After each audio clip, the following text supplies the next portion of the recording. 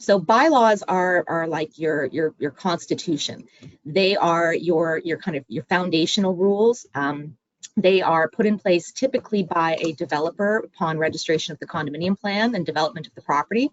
But if not, then there are a set of bylaws in the regulations that will apply. So if you don't have registered bylaws, then you look to the regulations, and that's what governs your property.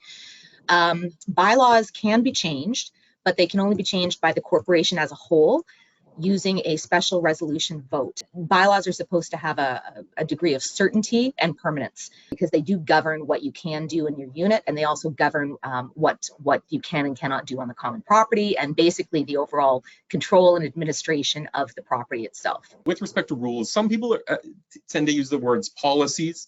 Erin and I both use the word rules because that's the terminology that's used in the Act and some other places. What rules are like laws that are passed by, the government, but in this case, they're passed by the board, or in certain circumstances by ordinary resolution of the condo corporation, or undone by ordinary resolution of the condo corporation. Yeah. So rules are meant to address issues as they arise, and they're meant to be a little bit more transitory in nature.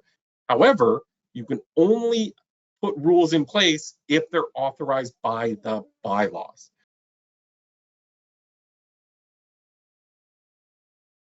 You can challenge a rule on a number of different grounds, on whether or not it's is it permitted under the bylaws.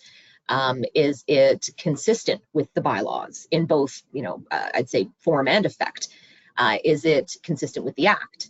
And then overall, is it reasonable in the circumstances to which it's applied? I would start by raising the concern with the board of directors. Communicate with the board first and foremost in writing, courteously, explain, here's the rule that I'm concerned with. Here's why I'm concerned about it.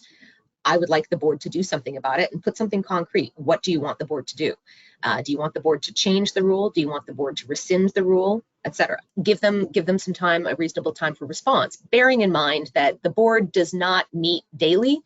The property manager has multiple properties. So, you're not necessarily going to be getting an immediate response on the same day. And then after that, if you're not happy with the response, the next step that, in progressively moving along would be one of two things.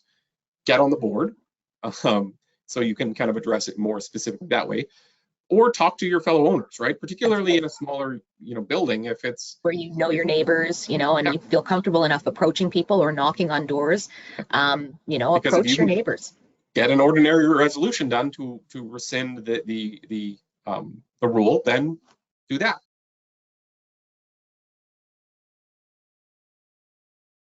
Somebody had asked us was, hey, what if the bylaw contradicts the Act? The Act specifically says if there's a conflict between a bylaw and this Act or the regulation, this Act or the regulation, as the case may be, prevails. Mm-hmm. That's the whole paramountcy. We were discussing this previously, John. I think there were some questions about that actually, like what comes first? As you said, the Act, regulations, then bylaws, possibly restrictive covenants if you've got those as well, and then rules. Yep. Yeah, and we'll also throw in there, you get the Act, and then while other acts won't necessarily say that they're paramount to the bylaws aren't going to be in a position to violate other pieces of legislation unless they're specifically authorized to do so under the Condominium Property Act.